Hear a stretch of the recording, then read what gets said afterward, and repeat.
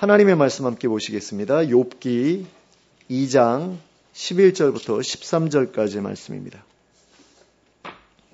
욥기 2장 11절부터 13절까지의 말씀입니다. 함께 합독하도록 하겠습니다. 시작.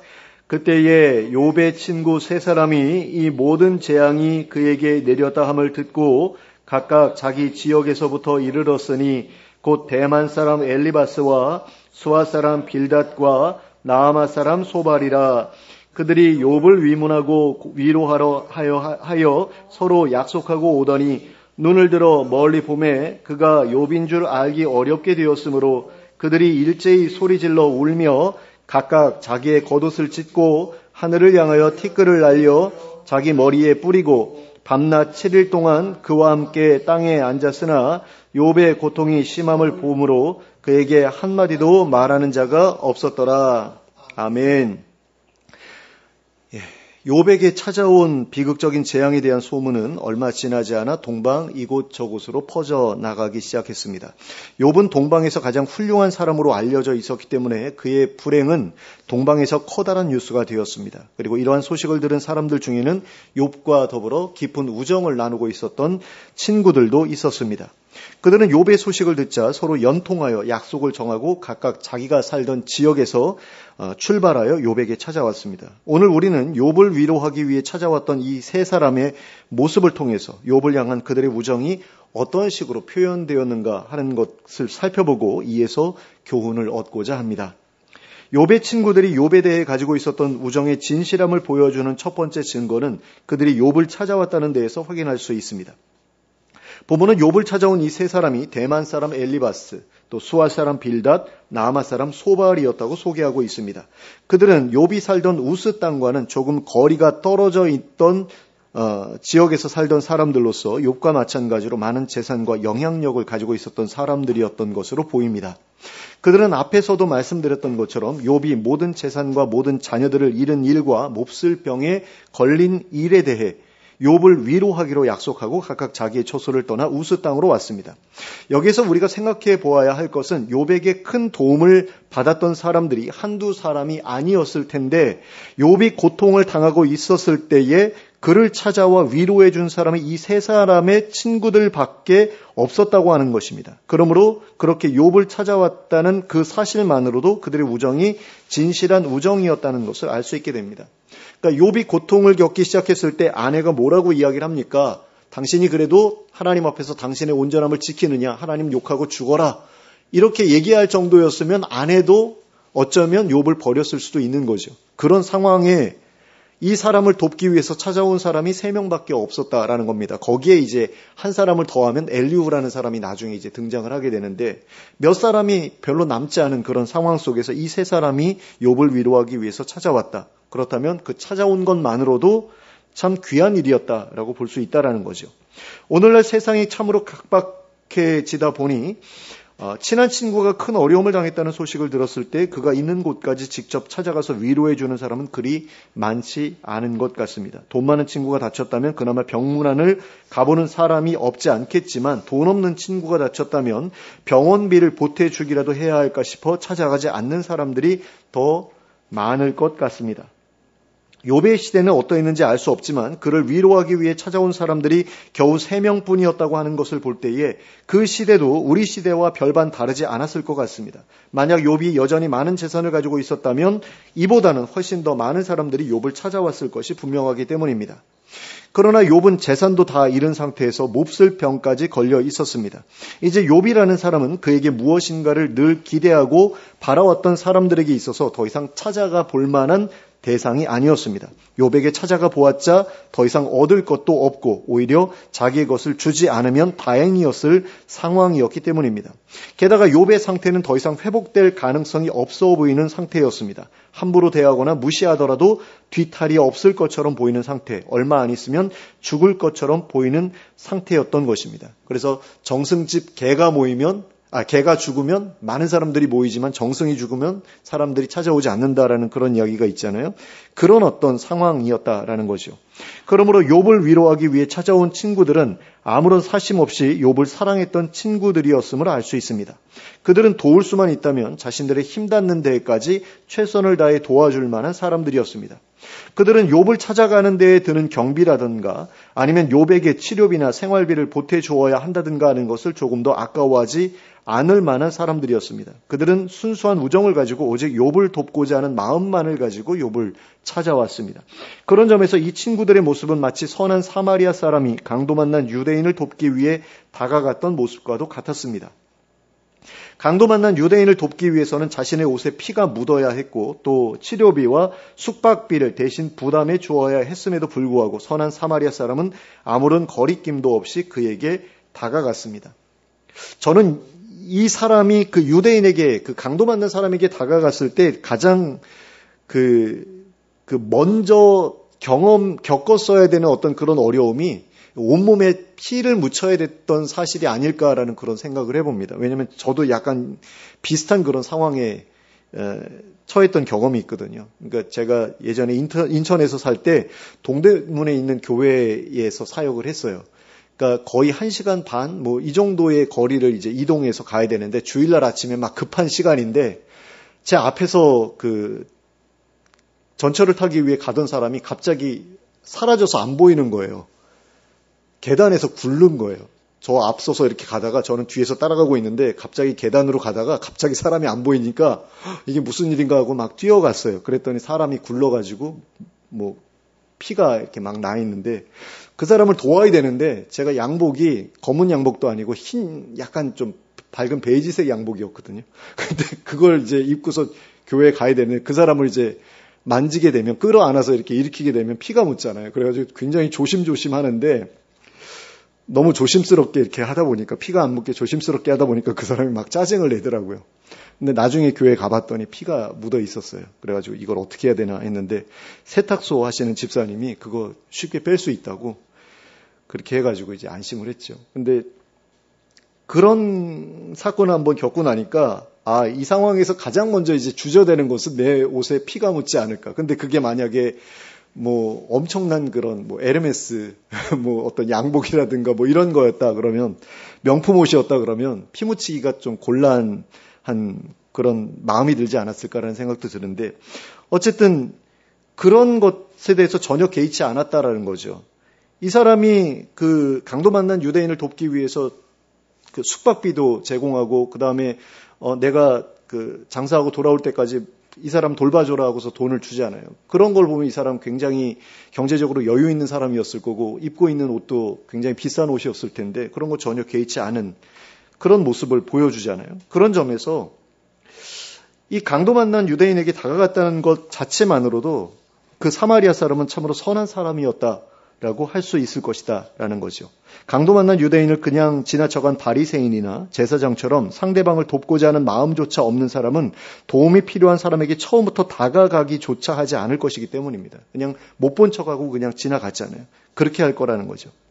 근데 선한 사마리아인은 그러지 않았다라는 겁니다. 어떻게든 도와주려고 다가갔다. 그것만으로도 귀한 일이었다. 그런 점에서 욥의 친구들이 욥을 찾아온 것이 귀한 일이었다라고 할 수 있는 일이라는 겁니다. 예전에 다미안 신부님이라는 분에 대한 이야기를 또 들은 적이 있습니다. 그 신부님은 예수님의 사랑에 감사하는 마음을 가지고 참으로 순수한 마음으로 한센병 환자들을 도우려 했던 분이었습니다. 그러나 한센병 환자들은 그 신부님의 섬김에 별로 긍정적인 반응을 보이지 않았다고 합니다. 왜냐하면 그분의 섬김이 가진 자의 여유일 거라고 생각을 했던 거죠. 자기는 아무런 어려움도 없고 경제적으로도 여유 있고 그러니까 도와주는 흉내나 내다가 그냥 돌아가겠지 이런 생각이었던 것 같아요. 그러므로 그 신부님이 전하는 예수님의 사랑에 대한 그런 이야기에 대해서도 별로 귀를 기울이지 않았다고 합니다. 그러자 그 신부님은 하나님께 이렇게 기도했다고 그래요. 하나님, 저들이 저를 통해 하나님의 사랑을 경험하려면 저도 한센병에 걸려야 하겠습니다. 제게도 저들과 같은 병을 주시옵소서. 이렇게 기도를 했다라는 거죠. 그리고 그렇게 기도하고 얼마 지나지 않아서 한센병에 걸렸다라는 겁니다. 그리고 그 신부님이 한센병에 걸린 뒤에야 그분이 섬기던 한센병 환자들이 그분에게 마음을 열게 되었고 복음을 받아들이게 되었다고 합니다. 근데 이게 실화라고 그러더라고요. 그래서 이 다미안 신부님에 대해서 검색을 해보시면 책도 있어요. 실제로 그분이 그런 일을 했다라는 그런 책도 있더라고요. 자, 이처럼 어떤 상황 속에서는 누군가에게 다가서고자 하는 것만으로도 커다란 희생이 요구되는 경우가 있습니다. 그러므로 누군가를 돕고자 하는 마음으로 또 그 누군가에게 다가선다고 하는 것은 그렇게 쉽게 생각할 일이 아닙니다. 그러니까 별것 아니야 라고 생각할 만한 일이 아니다라는 거죠. 욥이 걸렸던 질병의 특징을 생각해 볼 때 욥을 위로하기 위해 찾아간다고 하는 것은 욥의 친구들에게 있어서도 커다란 용기가 필요한 일이었을 것입니다.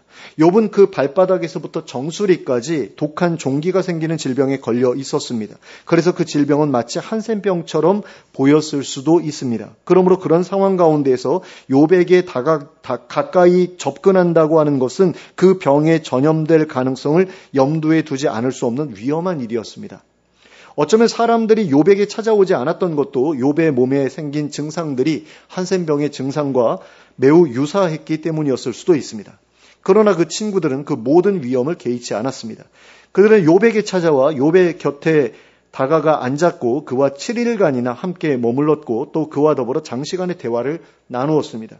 만약 우리가 아는 어떤 사람이 한센병이나 에이즈나 결핵과 같은 질병에 걸렸다고 생각해 본다면 그런 사람을 찾아가 문병한다는 것이 그렇게 쉬운 일이 아니라는 것을 깨닫게 될 것입니다.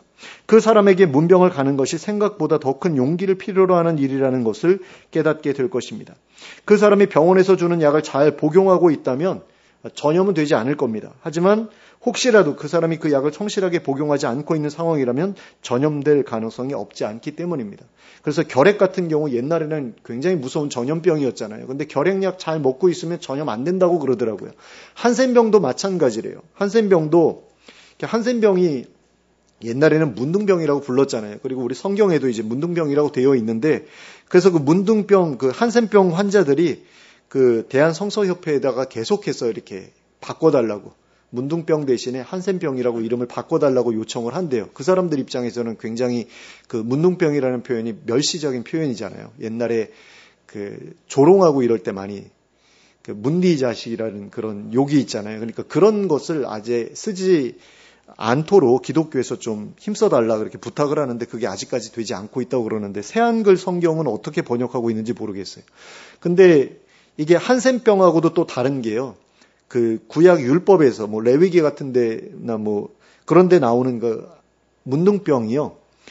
그 한센병만을 이야기하는 게 아니래요. 모든 종류의 피부병, 전염성 있는 모든 종류의 피부병을 다 총괄해서 하는 말이기 때문에 한센병이라고 말하기는 조금 그렇다라는 그런 이야기도 있어요. 근데 뭐 잘 모르겠습니다. 근데 그분들의 그 호소도 이해가 돼요. 얼마나 좀 힘들겠는가.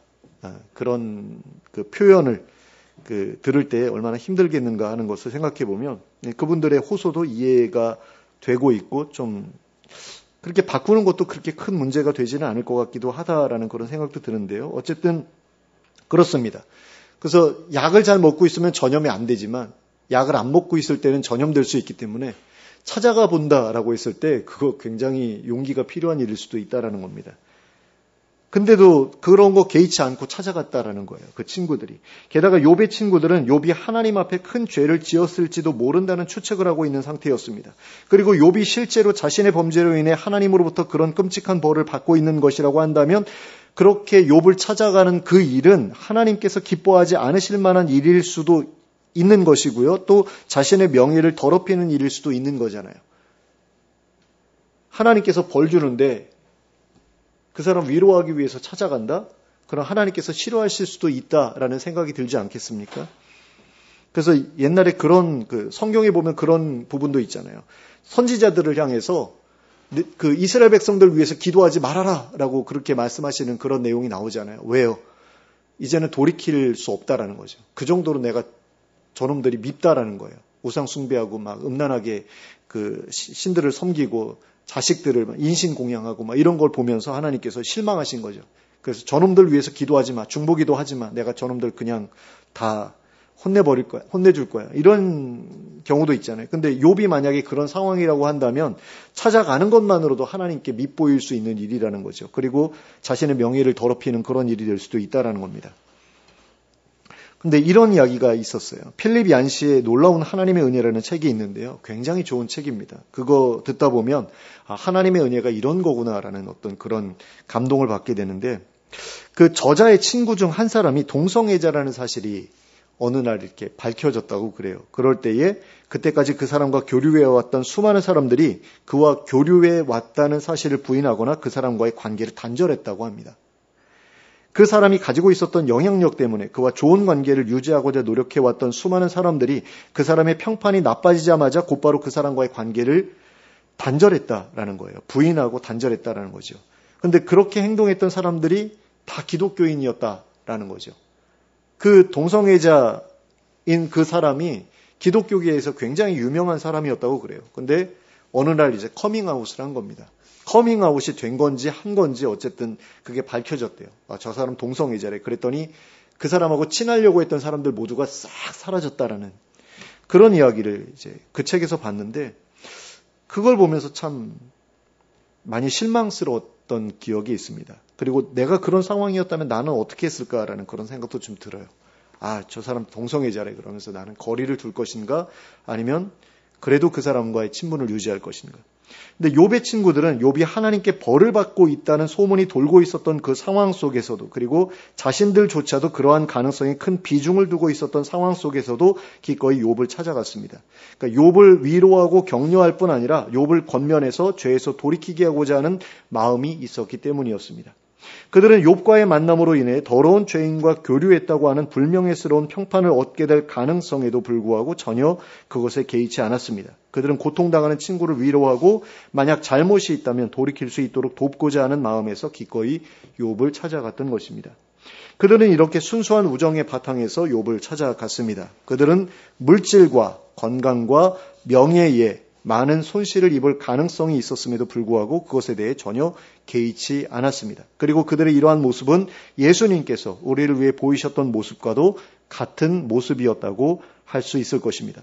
예수님께서는 더러운 죄인이자 귀신과 질병과 가난과 고통에 시달리던 인간들을 구원하시기 위해 많은 것을 내려놓으셨습니다. 그분은 세상에 오시기 위해 자신의 영광과 능력과 권세를 다 내려놓고 이 땅에 오셨습니다.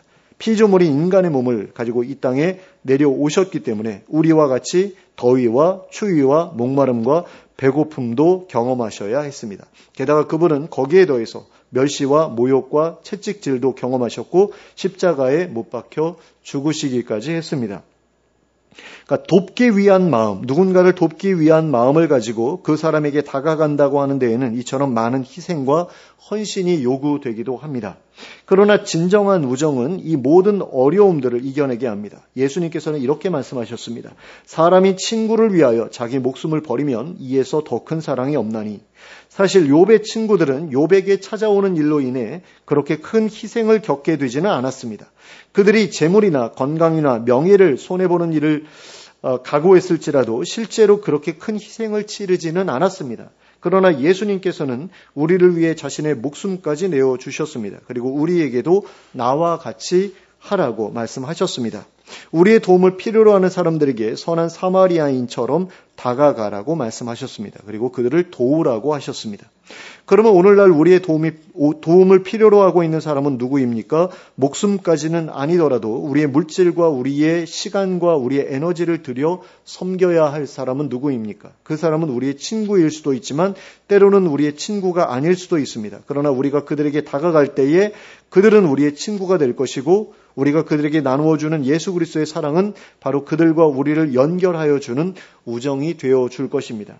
그러므로 예수 그리스도의 사랑에 기초한 우정을 세상에 흩뿌리는 일에 귀하게 쓰임받는 우리가 될 수 있기를 바랍니다. 가족들이나 친지들까지도 포기해버린 사람들에게 믿음 안에서의 우정을 통해서만 누릴 수 있는 진정한 기쁨을 나누어주는 우리가 될 수 있기를 바랍니다. 그리하여 예수님께서 우리에게 보여주셨던 사랑의 다가섬이 우리의 삶 가운데에도 끊임없이 일어나게 되기를 간절히 소원합니다. 욥의 친구들이 욥에 대해 가지고 있었던 우정의 진실함을 보여주는 두 번째 증거는 그들이 욥의 고통에 공감하고 동참해 주었다는 데에서 확인할 수 있습니다.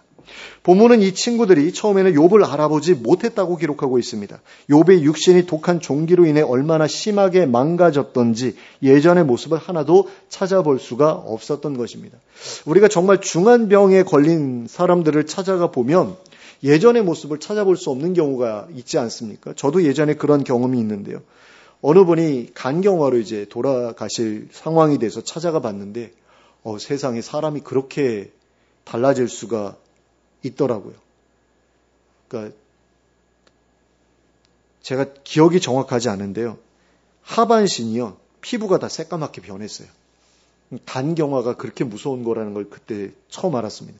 복수가 차가지고 배가 이렇게 볼록해진 데다가 하반신이 새까맣게 변했는데 무슨 흑인 같아요. 약간. 근데 그런 식으로 바뀌어 있으니까 그 아래쪽만 보면은 내가 아는 사람이 아닌 거예요. 근데 뭐 어떤 경우에는 뭐 얼굴 전체가 이렇게 빼쩍 말라가지고 옛날 모습 찾아보기 어려운 경우도 있잖아요. 근데 욥의 상태가 그랬다라는 거죠.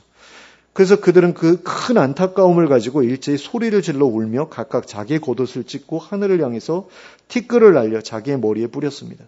겉옷을 찢는다거나 재를 자기 머리에 뿌린다거나 하는 것은 아주 친한 누군가가 죽었을 때, 특별히 자기의 가족들이 죽었을 때에 지극한 슬픔을 표현하기 위해 행했던 일들이었습니다. 유대인들이 그렇게 했던 일들이다라는 겁니다.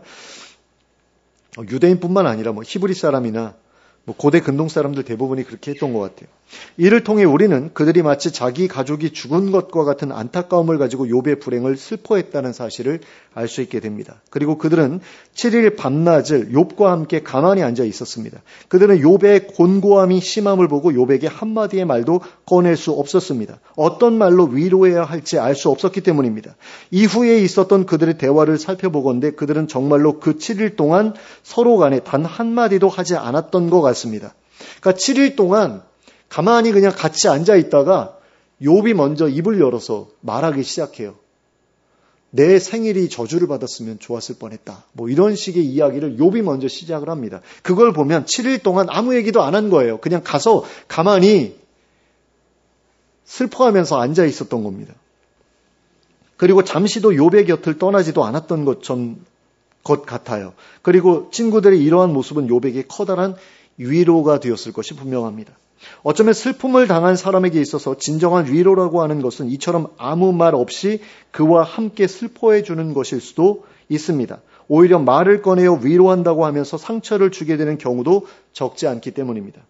암에 걸린 어떤 여집사님의 이야기를 들은 적이 있습니다. 좋은 대학을 졸업하고 좋은 남편 만나서 두 자녀를 두고 살다가 암에 걸렸습니다. 그러자 많은 성도들이 찾아와 그분을 위로해 주었습니다. 그런데 그중 어떤 사람들은 평소에 그분의 경제적인 넉넉함이나 지혜로움을 시기했었는지 어쨌는지 집사님이 교만해서 이런 일이 벌어진 거라고, 회개하면 하나님이 다 고쳐주실 거라고 말했다고 합니다. 그리고 그분은 이런 일들을 몇 차례 겪고 나자 더 이상 사람들이 찾아오지 않았으면 하는 생각을 하게 됐다고 합니다. 그런데 그분의 숙모님이 멀리서 오셔서는 들어오시자마자, 그러니까 집으로 오셨겠지요. 집에 들어오시자마자 낙심에 앉아있는 조카를 대신해서 이것저것 청소를 시작해서 어질러진 것들을 다 치우시더랍니다. 그리고 나서는 집사님에게 와서 그분을 꼭 안아주고는 힘들지라고 한마디를 해주시는데 그것보다 더 큰 위로가 없었다고 하였습니다.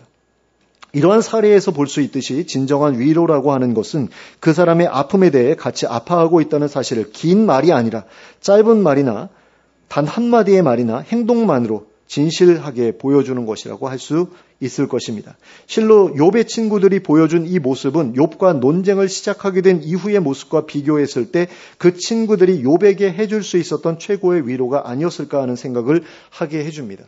그러니까 아무 말도 안 하고 같이 앉아 있었을 때가 욥에게 가장 큰 위로를 주는 시간이었다라는 거죠. 근데 그 시간이 지난 다음에 어떻게 됩니까? 야, 네가 하나님한테 뭔가 잘못한 게 있으니까 이런 벌 받고 있는 것 아니겠어? 회개하면 다 고쳐주실 거야. 회개해. 라고 말하면서부터 위로가 딱 끊어지죠. 더 이상 위로가 아닌 게 되죠. 잔소리가 되고.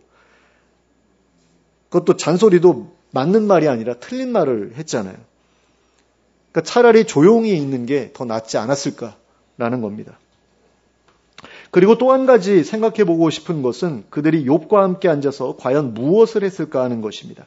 아마도 그들은 욥과 함께 앉아 있으면서 금식을 했을 것 같습니다. 그토록 비참한 욥의 몰골을 보면서 또한 그 안타까운 마음의 상태에 있으면서 먹을 것이 제대로 넘어갔을 리가 없었을 것이기 때문입니다. 그리고 이러한 그들의 금식은 그야말로 욥의 고통에 동참하는 가장 큰 희생이었다고 할 수 있을 만한 일이었을 것입니다. 제가 저는 국민학교를 다녔습니다. 요즘엔 초등학교지만 국민학교 4, 5학년쯤 되었을 때 저희 집 바로 옆집에 성공회에 다니고 있었던 학교 음악 선생님이 살고 계셨습니다. 그러니까 초등학교였는지 중고등학교였는지는 모르겠어요. 근데 음악 선생님이라는 것은 제가 알고 있는데 그분이요, 한약을 드셨는데 그 한약에 부자라는 성분이 들어가 있었대요. 근데 그 부자가 들어가 있을 때 이것을 뭐 차게 먹으면 안 된다나 데워서 먹으면 안 된다나 그거 잘못 먹으면 되게 몸이 망가진다고 그러는데 그걸 잘못 드신 거예요. 그래가지고 몸이 문제가 생기니까 이 문제를 해결하겠다고 어디로 가셨냐면 기도원에 들어가셨어요. 그래서 보름 정도 금식 기도를 하겠다라고 들어가셨는데 친구분 한 분이 따라가신 거예요. 그래가지고 같이 기도해 주겠다고 따라가셨는데 그냥 기도만 해주신 게 아니라 같이 금식을 하신 거예요. 자기는 아무 문제 없는데도. 그런 이야기를 들으면서 정말 그 신앙 공동체의 위로라고 하는 것은 적어도 이 정도는 되어야 하지 않을까라는 그런 생각을 했던 적이 있습니다. 만약 가족 중에 누군가가 그 중한 질병에 걸려서 사경을 헤매고 있다면 아마 누구라도 그런 식으로 할 수 있었을 거예요. 그러나 만약 그 중한 질병에 걸린 사람이 단지 같은 교회, 같은 구역 또는 뭐 같은 부서에 속한 사람이라고 한다면 과연 얼마나 되는 사람들이 그들을 위해서 금식하면서 기도해 줄까라는 그런 생각이 듭니다. 사실 이런 면에 있어서는 당사자의 인품이나 평소 다른 사람들과 맺어온 상호관계에 많은 비중이 달려있다고 할 수 있을 것입니다. 그 사람이 신앙 안에서 다른 이들과 더불어 깊은 우정을 누리고 있었던 사람이라면, 그리고 평소에 여러 사람들에게 많은 사랑을 뿌려놓았던 사람이라면 분명 많은 이들로부터 관심 어린 기도를 받게 될 것이 분명합니다. 그러나 그렇지 못하였다면 그를 위해 금식하며 부르짖을 사람은 그렇게 많지 않을 것입니다. 그런데 우리는 그렇게 위급한 일이 벌어졌을 때를 대비해서라기보다는 기본적인 신앙생활의 일환으로서 여러 사람들과 더불어 신앙 안에서의 친밀한 우정을 누려야 할 필요가 있습니다. 꼭 위급한 일이 있거나 기도를 부탁한 일이 있을 때가 아니더라도 그 우정 안에서 많은 것을 배우고 또 누릴 수 있기 때문입니다. 그러나 실제로 교회 안에서 이러한 친밀한 우정을 누리고 있는 사람들은 그렇게 많지 않은 것 같습니다. 같은 구역, 같은 전도회 안에서 특별히 마음을 나누고 고민을 나누고 서로 위로하고 격려하는 사람들이 그렇게 많지는 않은 것 같다라는 겁니다. 제가 부교역자 생활을 하고 있을 때 어떤 분에게서 이런 이야기를 들은 적이 있습니다. 제 이야기가 다른 사람들을 통해서 또 다른 사람들에게 흘러 들어가지는 않을까 하는 두려움 때문에 제 고민과 아픔을 교회 안에서는 그 누구에게도 말할 수 없습니다라는 그런 이야기를 하는 것을 들은 적이 있습니다. 이런 말을 들으면서 왜 우리 교회가 또 우리의 신앙 공동체가 이렇게 되었을까 하는 안타까움을 느꼈던 기억이 있습니다. 누군가의 고통에 동참하고자 한다면 그 사람의 기대를 실망시키지 않는 모습으로 행해야 합니다. 그런데 많은 사람들이 다른 이들의 고통에 동참해서 기도로 돕기보다는 그 고통에 대해 그저 떠들어대기만 하는 것을 종종 보게 됩니다. 그 사람은 당사자는 원하지 않는데 계속해서 퍼뜨리는 거예요, 소문을. 그런데 그것이 더 큰 상처가 되어 당사자에게 돌아가더라는 거죠. 정말로 그분이 겪고 있는 어려움에 대한 이야기가 기도 제목으로만 퍼져나가고 있는 상황이라면 그건 문제될 일이 없죠. 다들 기도하기 위해서 기도해줘 라고 하는 어떤 그런 의미에서 그런 이야기가 퍼져나갔다. 그러면 그게 문제될 게 없죠. 하지만 은밀히 기도하는 데에서 그치지 않고 그 사연을 가십처럼 떠들어대는 것 때문에 이제 문제가 되는 거죠. 그러니까 어떤 그냥 이야기거리에 불과한 것으로 그런 이야기가 돌아다닐 때 당사자는 너무나 큰 고통을 겪게 된다는 겁니다. 그러므로 누군가의 힘들고 어려운 상황에 대한 이야기를 들을 때에 그것에 대해 다른 이들에게 떠들어대기보다는 차라리 입을 다물고 그 사람을 위해 진심으로 아파하며 그 사람을 위해 은밀히 기도하는 우리가 될 수 있길 바랍니다. 그리고 그 당사자를 말로 위로하기보다는 직접적으로 도울 방법을 찾아 실제적인 도움을 주는 우리가 될 수 있길 바랍니다. 그리하여 욥의 세 친구처럼 그리고 예수님께서 말씀하신 선한 사마리아 사람처럼 환난당한 사람에게 기꺼이 다가가서 진실한 위로와 격려뿐만 아니라 실질적인 도움을 베풀어 주는 일에도 인색하지 않은 우리가 될 수 있기를 예수 그리스도의 이름으로 축원합니다. 함께 기도하겠습니다. 사랑의 하나님 아버지, 욥이 고통을 겪을 때에 그 세 명의 친구들이 찾아와서 했던 일을 보았습니다. 하나님, 우리도 우리의 교우들에게 그와 같이 행할 수 있기를 원합니다. 적어도 교회 식구들에게만큼은 그렇게 할 수 있기를 원하고, 그리고 더 넓게는 교회 밖의 친구들에게도 또 이웃들에게도 그렇게 할 수 있게 되길 원합니다. 그리고 선한 사마리아인처럼 하려면 우리가 전혀 알지 못하는 사람일지라도 다가가서 그들을 도와야 되는데 하나님, 거기에까지 우리의 수준이 미칠 수 있게 되기를 원합니다. 하나님, 점점 더 성장하게 하시고 점점 더 다른 이들을 돕는 바운더리가 넓어지게 하여 주시길 원합니다. 그래서 예수님께서 원하시는 그 수준에까지 이르게 하시고 예수님께서 우리를 위해서 하셨던 그 모든 일들을 본받아 살아가는 그런 수준에까지 우리가 올라설 수 있게 하여 주시옵소서. 그래서 정말로 예수님께서 말씀하신 그 이웃사랑의 그 모습에까지 우리가 도달하게 하시고, 그럼으로써 하나님의 사랑을 온 세상에 보여줄 수 있는 데까지 자라가는 저희 모두가 될 수 있도록 인도하여 주시옵소서. 그리고 그러한 섬김을 통해서 정말 환난당한 이웃들, 친구들이 큰 도움을 얻게 되는 그런 역사가 우리의 삶을 통해서 풍성하게 일어날 수 있도록 저희를 사용하여 주시옵소서. 기도하게 하시고 또 물질로 돕게 하시고 시간을 내게 하시고 에너지를 쏟게 하여 주시길 원합니다. 그런데 인색하지 않게 하여 주시길 원합니다. 그래서 실질적인 도움을 베푸는 데에 귀하게 쓰여질 수 있도록 저희를 이끌어 주시옵소서. 예수 그리스도의 이름으로 기도하였습니다. 아멘.